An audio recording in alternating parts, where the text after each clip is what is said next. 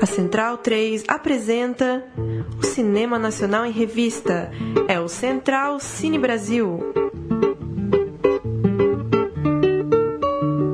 Alô, amigo ouvinte da Rádio Central 3. Começa agora a 93ª edição do nosso programa de cinema nacional aqui na Rádio Central Cine Brasil. Eu sou o Lucas Borges, comigo Leandro e a mim nos trabalhos técnicos e Murilo Costa. Como vai, Murilo? Boa noite, Lucas. Tudo bem? Tudo bom, e com você? Tudo certo.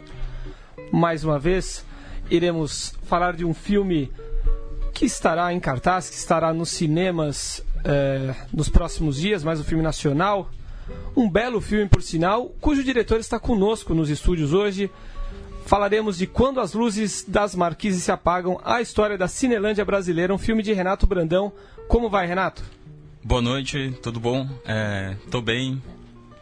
Muito obrigado pela sua presença aqui, parabéns pelo filme, pelo belo retrato um capítulo que eu imagino que seja conhecido por poucos, né? Poucos paulistanos, inclusive. A história dessa Cinelândia paulista. A gente ouve falar muito de Cinelândia do Rio de Janeiro, né? Mas tivemos uma Cinelândia aqui também, 27 cinemas num raio curto ali no centro de São Paulo, né? Entre São João e Ipiranga, né? Sim. E com um sucesso grandioso, né? Sim, sim. É um filme sobre a memória, né, da cidade. Você foi muito feliz, né? Muito feliz ao comentar que poucos paulistanos conhecem. Esse foi um dos motes, né, da minha ideia de fazer o filme, porque nossa geração, né, geração 80, 90 e agora 2000, né, desconhece toda essa memória da cidade, de que havia um circuito gigantesco ali no centro da cidade, de cinemas muito importantes. Nossa geração, bem, quem nasceu 80, 90, passava ali no centro, São João, Ipiranga, esse centro novo, né? E via cinema pornô, né? Então... Foi o pior momento do centro de São Paulo, foi quando nós nascemos ali, nossa infância, né? Hoje até deu uma melhorada, né? Sim, e então é isso. Eu sou da periferia, né, da cidade, da Zona Norte, mas eu sempre fui fascinado pelo centro de São Paulo, porque talvez o centro de São Paulo seja exatamente o oposto de onde eu vim, né? Lugar de casa, tranquilo, dava pra brincar na rua, empinar pipa, jogar bola. O centro não, era já um monte de gente diferente, prédio pra tudo quanto é lado, um monte de linha de ônibus, etc. E sempre tive um fascínio pela aquela região do centro da cidade.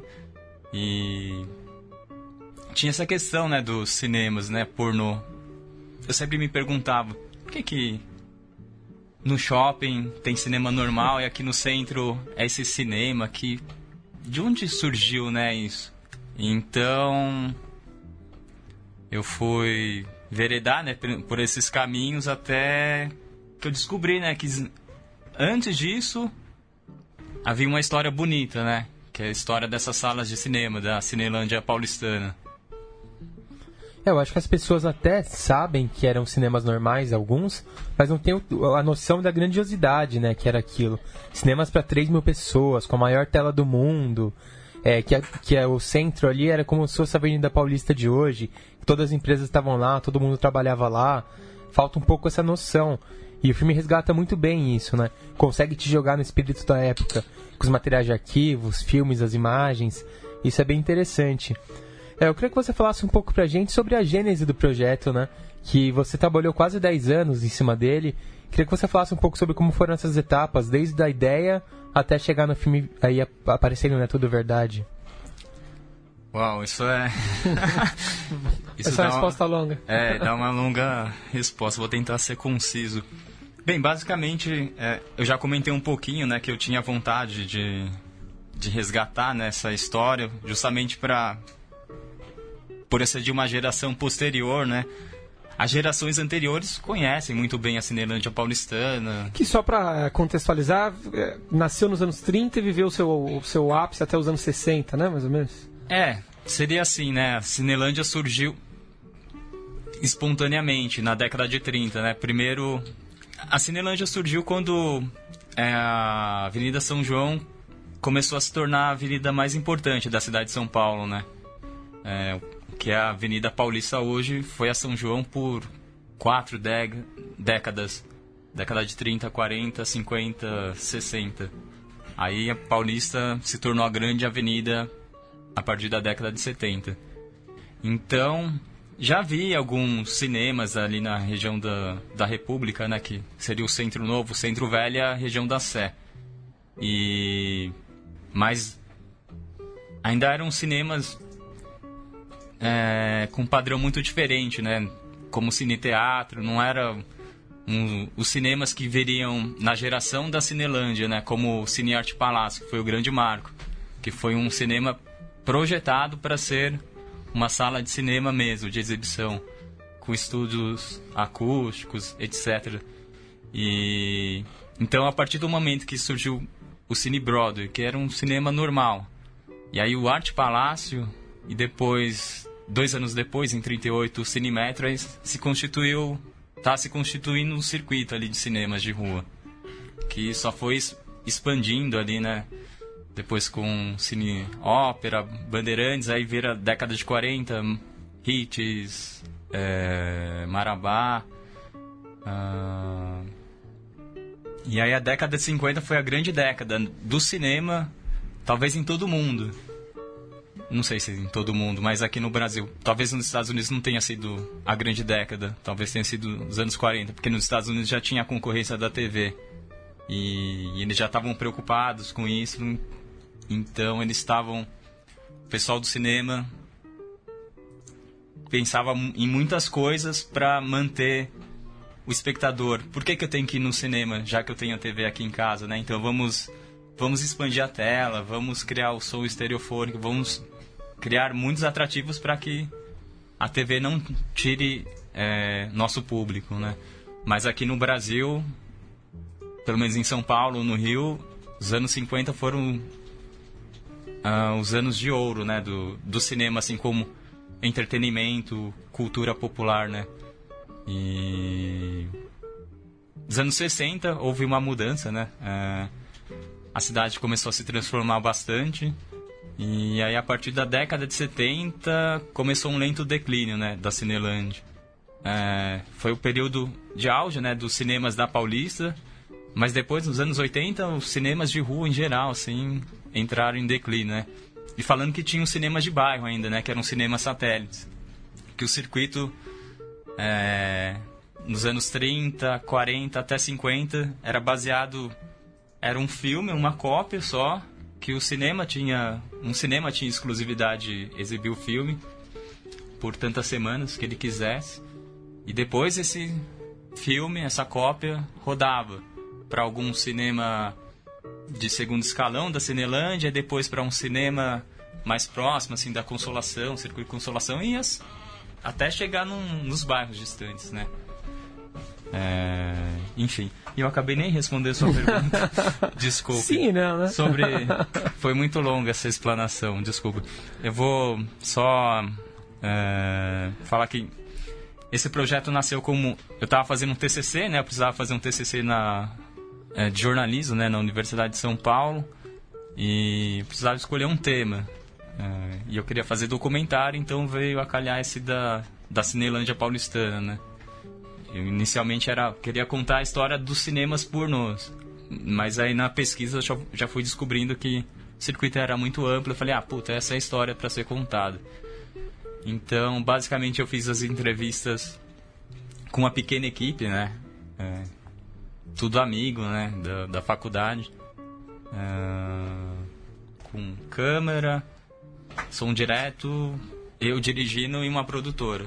Basicamente, a gente fez a produção em 2008, 2009, né? 2009 fizemos as diárias. Eu comecei a montar, né? Em 2009, 2010.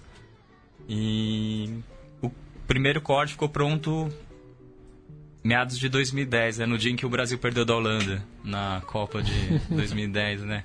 Aquela virada de 2-1, o Felipe Melo Sim. fazendo cagadas, né? Foi o grande jogo do Brasil, né? No primeiro tempo, mas... Sim. Enfim, eu tava lá, na ECA, passando o último corte, né? assistindo. Depois teve o jogo do Uruguai, né, com Gana, Soares. Só uma curiosidade. O primeiro filme de sexo explícito brasileiro estreou logo depois que o Brasil perdeu pra Itália na Copa. 82. 82. O jogo do Paulo Rossi. Foi esse É mesmo. mesmo? Olha só, Que interessante. O futebol permeia muito... E estreou no cinema do Francisco Lucas, Cine Windsor. Cine um Windsor. dos grandes entrevistados do filme, né? Sim. E então, aí teve esse processo, foi a primeira exibição, foi o primeiro corte. Só que aí depois eu dei um tempo, de quase um ano. Eu já sabia... O primeiro corte era muito diferente, né, do corte final, que é o 7º, que eu diria assim. Era um corte maior, que tinha... Havia muitas imagens de filmes, né? Porque como é um filme sobre cinema, inseri muito trecho de trailer, tinha música comercial de cada época. Eu não tinha essas imagens de arquivo, né? Que eu tinha só da revista Acrópole. Agora as outras eu tive que comprar.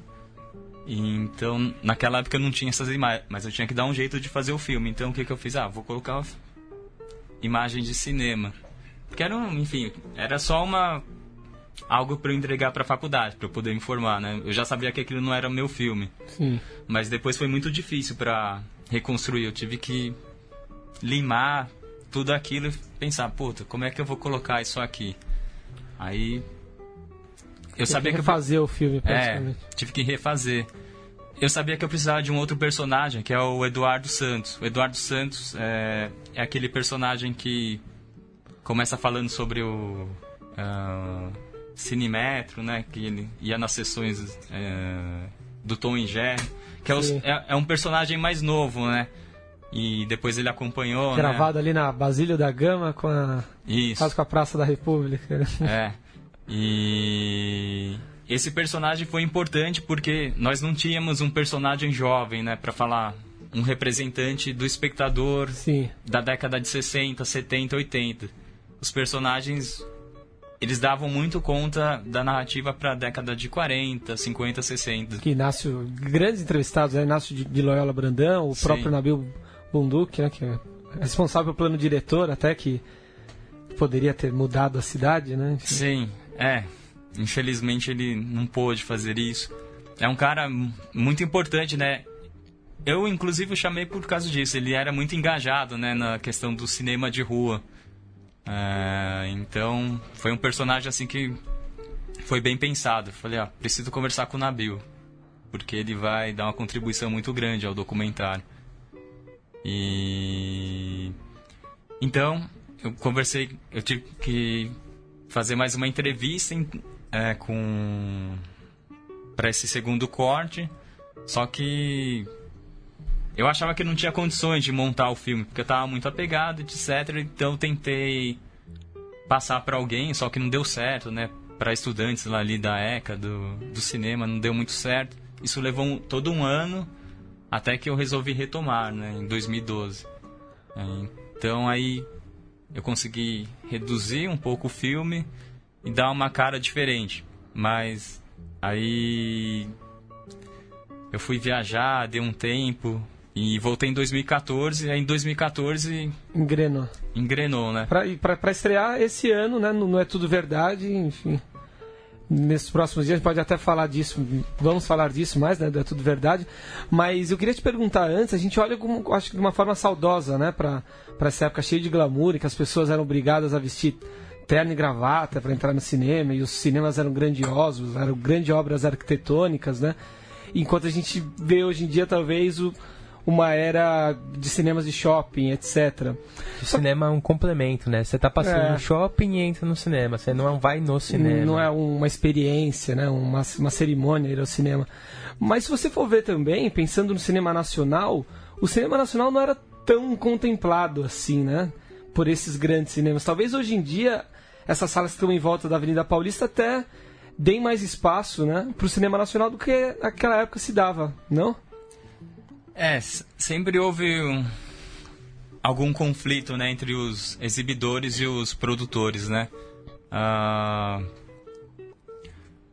Talvez na época da chanchada houve um namoro, assim, um flerte, porque a chanchada, década de 40, levava muito público, né? Então o exibidor queria um filme da chanchada no meu cinema. Mazzaropi também. Foi uma referência muito importante. Mazzaropi lançava filme no Arte Palácio por quase até o final da carreira, né? O Arte Palácio mesmo entrando em declínio ali na década de 70, o Mazzaropi vou lançar um filme no Arte Palácio. Sim. Eram filmes que tinham um grande apelo comercial. Sim. Né? E mantinham aquelas salas cheias, né? Salas gigantescas, né? Sim. E a porno chanchada, que talvez seja o momento mais importante do cinema brasileiro para salas de exibição, né? Que também... E aí houve muita participação dos exibidores, né? Para financiar os filmes da porno chanchada. Eram filmes mais baratos, talvez mais simples, para fazer locação, etc. Então, e altamente lucrativos. Aí era interessante, né? Mas não, realmente sempre houve algum problema, né, em relação principalmente à cota, né, de exibição.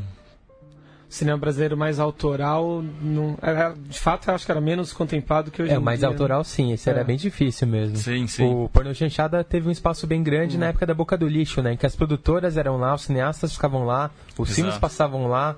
Era um mundinho à parte ali do cinema brasileiro mesmo. Cinematográfico. Ali. Sim, a nossa Hollywood, né? O cinema de arte sempre teve um nicho, né?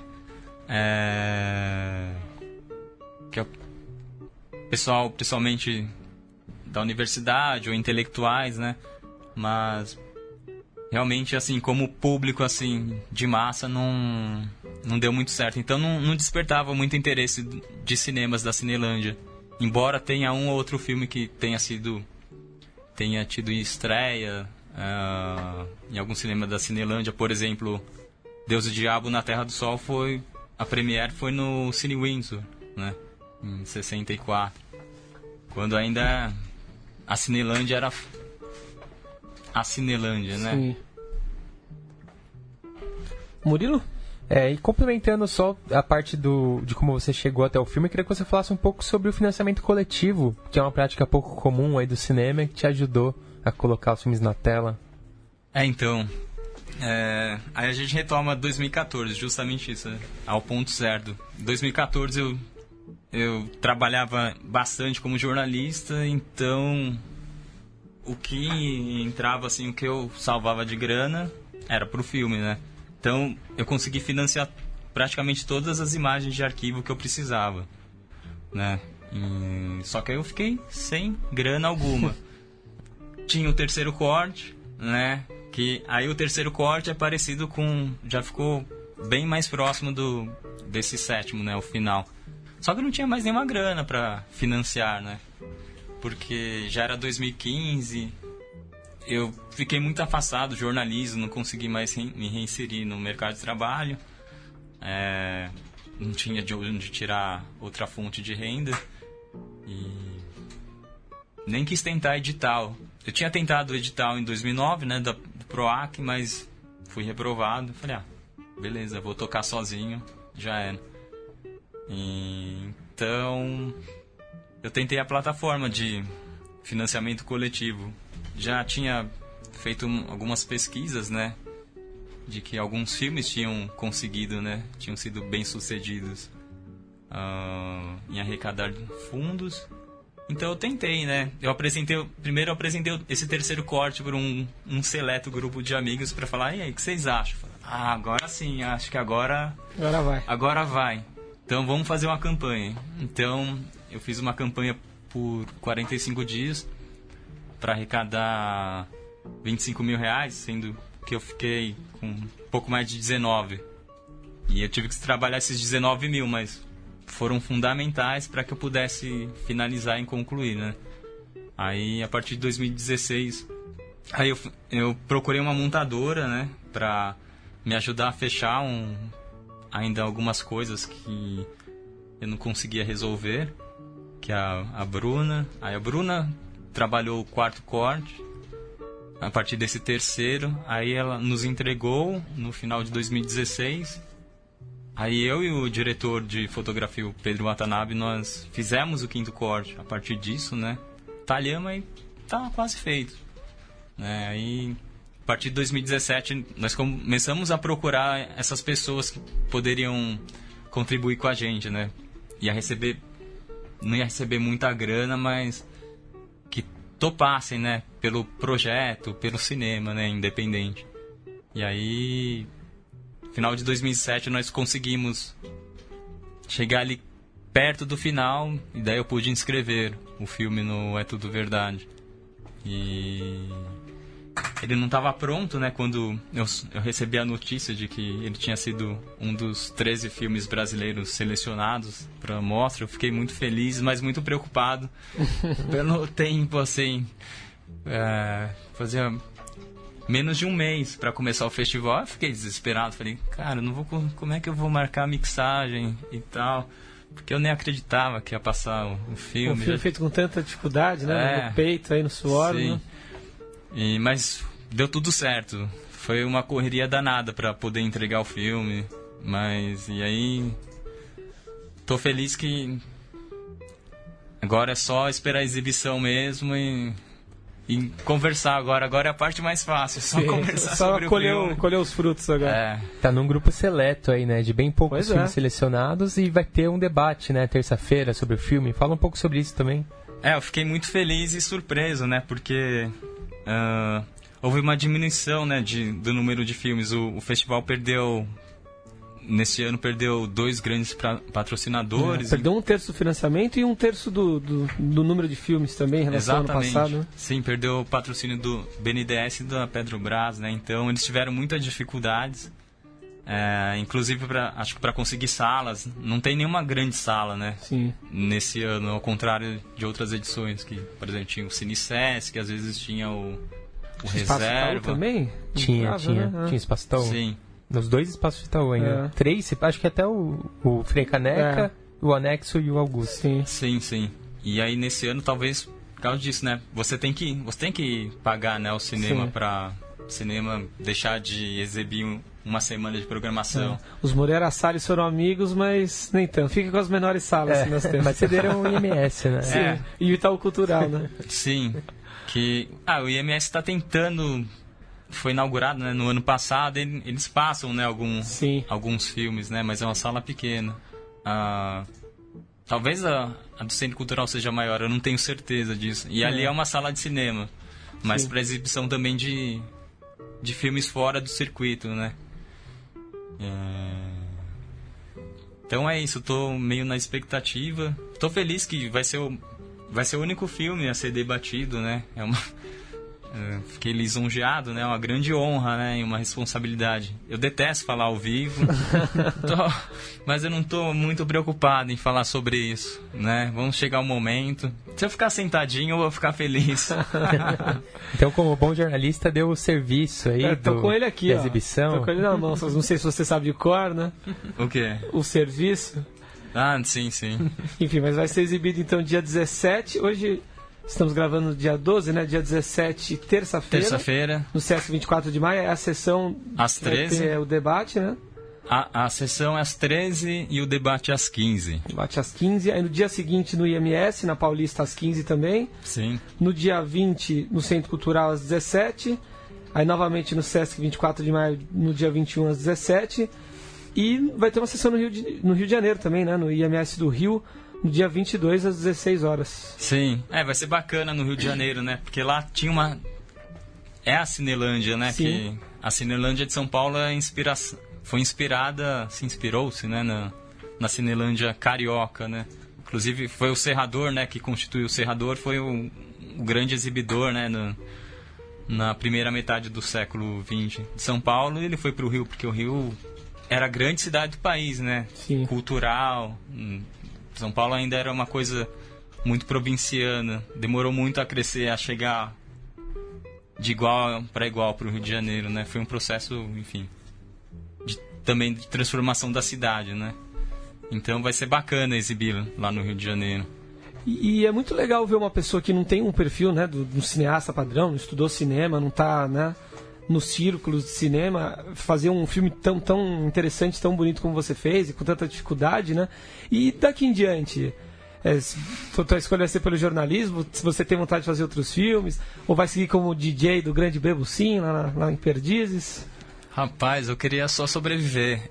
Acho que o que eu melhor fiz na vida, assim, não é modéstia à parte, é porque eu sabia fazer jornalismo, né? Mas vocês, como jornalistas, vocês sabem, né, como funciona o mercado, Sim. Quanto ficou difícil fazer jornalismo. Então, é muito difícil voltar. Eu gostaria de voltar, mas eu preciso sobreviver de alguma forma. Então, eu tenho atuado como DJ muito por isso. Era mais um hobby, né? Mas agora se tornou uma necessidade. Cinema nem se fala, né? Quase quem vive de cinema? Ninguém vive de cinema. Muito difícil, né? As pessoas vivem de outras coisas e vão fazer cinema, né? Mas adoraria fazer outros filmes. Eu tenho outras ideias para fazer. Documentário, que é a linguagem que eu gosto mesmo, né? Apesar de algumas discordâncias, apesar de achar que a ficção tem coisas melhores que o documentário, mas é isso. É o que como eu gosto. Como jornalista é o que te atrai mais. Sim. E o filme tem um personagem fascinante que fica a dica aí de ir atrás e fazer um filme sobre Francisco Lucas, o grande exibidor ali do cinema da época, que era um barão da indústria de cinema, né? Tinha várias salas e foi entrando ali na decadência, aquela figura bem clássica do velho decadente, antigo rico, mas que não larga o costume, que ainda tem atitude, postura de rico, de cult, né? Aristocrático. Ele tá passando um monte de filme pornô no cinema dele, mas ele ainda fala minha sala de cinema, e tem o pôster do Fellini na parede. É um cara fascinante, um cara muito legal. Sim. Faz um filme sobre ele aí. Não, o seu Francisco já não quer mais fazer. Ele já foi muito entrevistado, né, sobre isso. O Murilo, inclusive, né, com a primeira vez no cinema brasileiro, né? Isso, é o documentário que eu montei. A gente entrevistou algumas pessoas em comum aí com Sim. o filme, entre elas o Francisco Lucas. Mas o seu Francisco está muito cansado. Ele já falou tanto sobre isso que na última diária que nós fizemos 3 diárias, né, com o seu Francisco, e a última foi em 2016. E ele contou pra mim, tô cansado já de... O seu é o último filme, eu não quero falar com mais ninguém. Então eu falei, tudo bem, seu Francisco. E pelo estudo, né, em qual você se aprofundou aí, enfim, todo o conhecimento que você adquiriu a respeito do assunto, a que conclusão você chegou sobre a lógica da cidade de São Paulo? Aparentemente a sina de São Paulo é atropelar tudo o que construiu e fazer outras coisas por cima, né? A gente vê os antigos cinemas aí da Cinelândia Paulista sendo transformados em garagens, em qualquer outro tipo de estabelecimento comercial, né? Ou não, existe você vê uma luz no fim do túnel, até, quem sabe, talvez, novos cinemas, além do Cinema Marabá, né, que é o único que hoje sobrevive, né, daquela época. É possível que aquele passado glorioso, de certa forma, seja relembrado. Assim como, do ponto de vista de salas de cinema de rua, eu acho um pouco difícil, que a cidade se transformou muito, né, e... O cinema funciona porque o público vai, né, ao cinema. Nas décadas de 30, 40, 50, nós não tínhamos essa abundância, essa proliferação de imagem, né? Então, o cinema era muito referência para as pessoas, né? Referência para aprender a beijar, para aprender geografia, né? Porque a TV era incipiente. Até os jornais, né? Eram cinejornais, a pessoa ia para se informar. Exatamente. No cinema. Sim. O rádio também era, mas o cinema era muito mais, porque tinha imagem, né? Diante de você. Então, hoje em dia, a coisa se tornou banal, né? A gente tem imagem no nosso celular. A gente, com acesso à internet, a gente procura alguma coisa e tem muita possibilidade de achar, né? Então, acho que... Eu não sei, o cinema teria que ser algo muito diferente, assim, para poder atrair público. Mas mesmo assim, né, a gente tem tantas opções, né, de lazer para fazer também, que fica difícil. O cinema é só mais uma coisa, né? Infelizmente. Ou não, né? Não sei. Porque é bacana também fazer outras coisas, né? Essa pergunta estava na minha lista aqui também, né? O que você acha dos cinemas ali do centro? Se teria alguma volta? Porque o Cine Marabá tentou, né? Mas meio que não emplacou muito. Não, a programação ele tá ali, uma programação bem básica, não tem grande público, não é um programa que a família brasileira vai fazer. Depende um pouco do renascimento do centro também. Uma coisa depende da outra, né? Talvez. É. Porque tudo ali decaiu junto também, né? Decaiu o centro, decaiu o cinema brasileiro e decaiu uma sala de cinema, tudo ao mesmo tempo. É que o Marabá, ele, desde ali da década de 70, ele, na verdade, acho que antes, né? Esses cinemas da Cinelândia, eles eram cinemas do circuito Hollywood, né? Que sempre foi o grande... Sim. O circuito para atrair o público, né?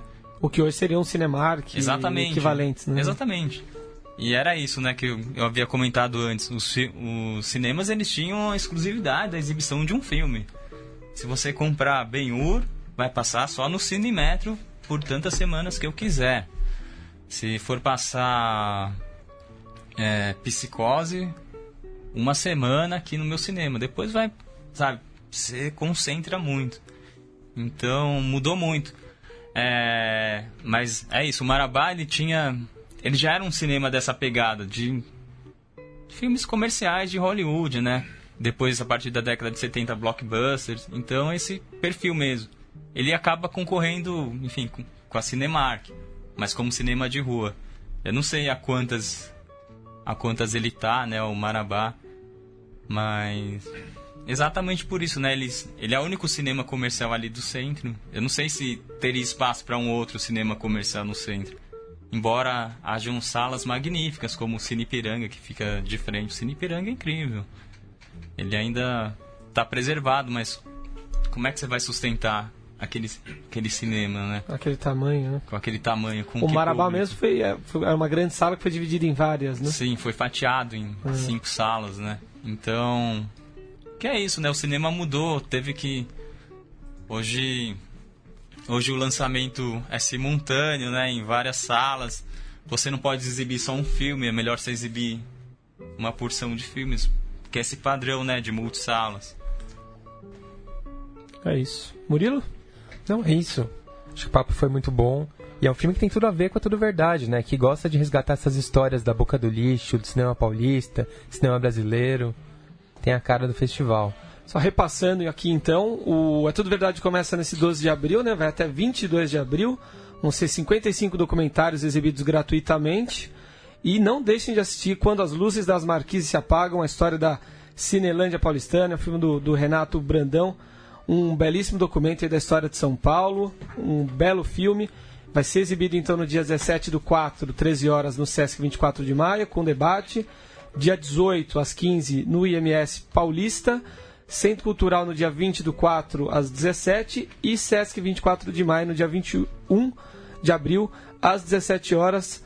Para quem está lá no Rio, dia 22/4, às 16.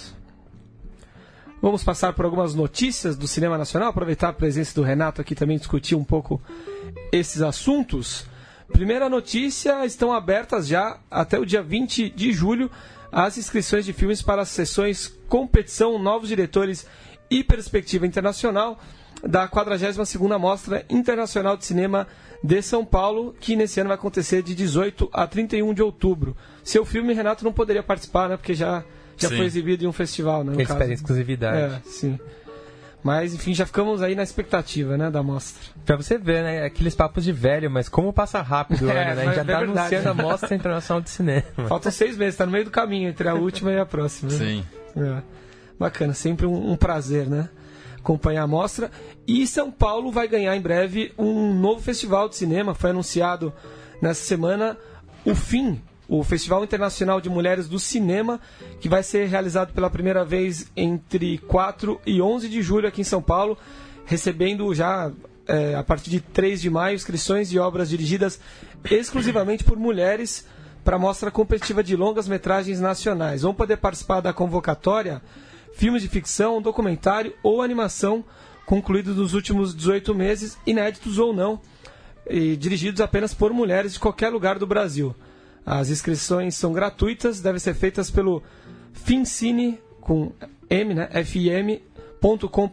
O comitê de curadoria desse festival vai selecionar os filmes inscritos, os filmes inscritos 6 longas-metragens brasileiros e indicará pela sua livre escolha 6 longas-metragens estrangeiros para a competição. O público vai votar ao final de cada sessão para eleger 2 vencedores, um da Mostra Competitiva Nacional e outro da Internacional, e os vencedores vão receber R$15 mil cada filme. A programação também traz mostras especiais dedicadas à presença das mulheres nas telas e à diversidade de olhares e narrativas. Muito bacana, né? Tá aí um assunto que está cada vez mais em pauta, né? Já teve mais de uma mostra com esse foco esse ano, mas é necessário, né? Eu estava vendo números ontem de que no ano passado menos de 10% dos filmes foram dirigidos por mulheres, dos filmes brasileiros. Então, precisa mesmo de mostras muito assim. Necessário, né? E a seção Vitrine Petrobras, né? Muito bacana também, muito interessante, anunciou nesse 10 de abril a inclusão de mais 4 cidades e de novos filmes no circuito de exibição do projeto, que promove produções nacionais no cinema a ingressos de apenas R$12. Essas novas cidades são Cuiabá, Manaus, Vitória e, para sua alegria, Murilo, São Bernardo do Campo. É gloriosa São Bernardo do Campo. Pois é, você vai poder assistir filmes nacionais, filmes autorais. Você sabe? Ainda não anunciaram as salas. Vamos ver. Tomara que seja perto de casa. Mas aí você se vira agora então. E os novos filmes que vão entrar no circuito são Severina, do Felipe Hirsch, Todos os Paulos do Mundo, de Gustavo Ribeiro e Rodrigo de Oliveira, Baronesa, de Juliana Antunes, Era uma Vez Brasília, do Adirley Queiroz, Camusim, de Quentin de la Roche, Unicórnio, de Eduardo Nunes e Tinta Bruta, de Márcio Reolon e Felipe Matzenbacher. O Severino, aliás, estreia nessa quinta-feira, né, nos cinemas nacionais. Hoje mesmo tem uma sessão com debate aí com o Felipe Hirsch na Avenida Paulista e a partir disso ele está em cartaz.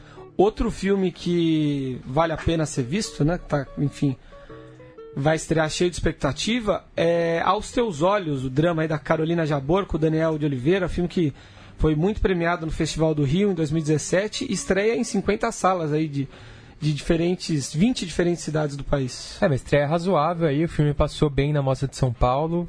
Vamos ver como que ele vai na bilheteria. Tá difícil esse ano, né?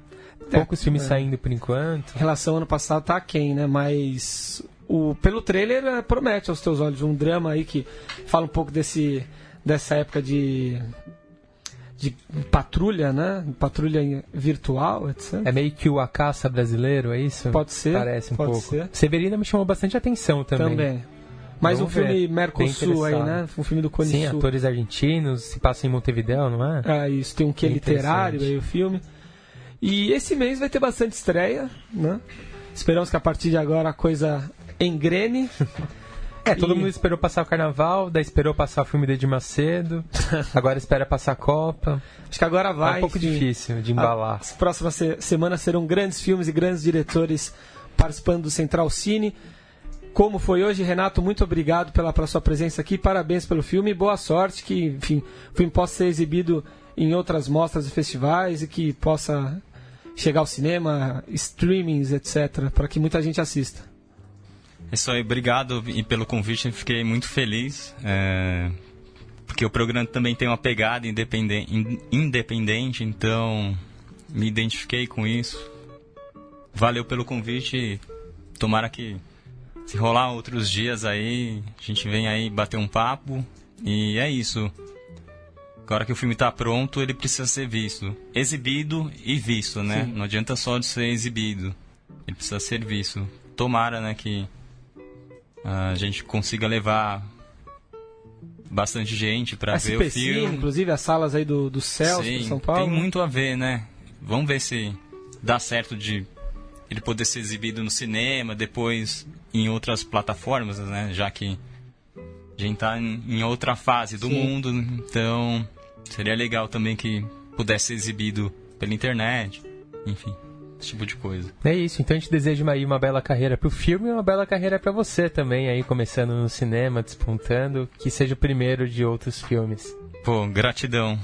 Obrigado. Assistam a Quando as Luzes das Marquises se Apagam, a história da Cinelândia paulistana, e vamos terminar o programa com o trailer então do Severina, mais um bom filme nacional, um filme sul-americano, em cartaz nos cinemas a partir E é isso dessa aí, quinta-feira. começou É Tudo Verdade também, vários filmes bons em cartaz e Também. de graça. É isso aí, Fica aproveitem então. a programação fim de semana. Um abraço e até a próxima.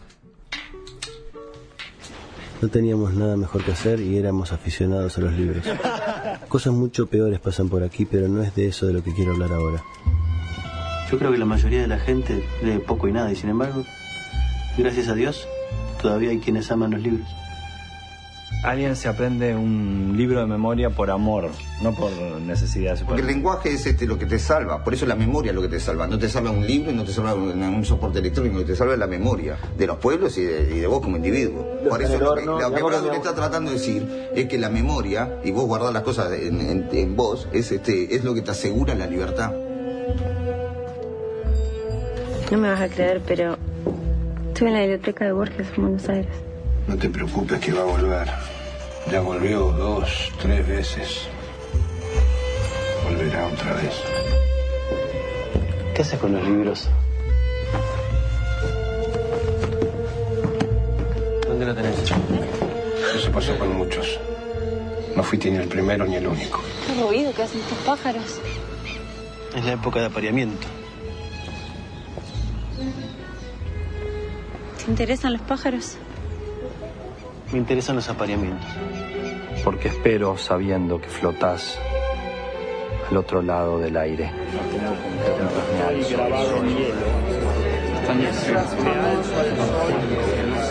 Danzar por mi cuerpo, amor.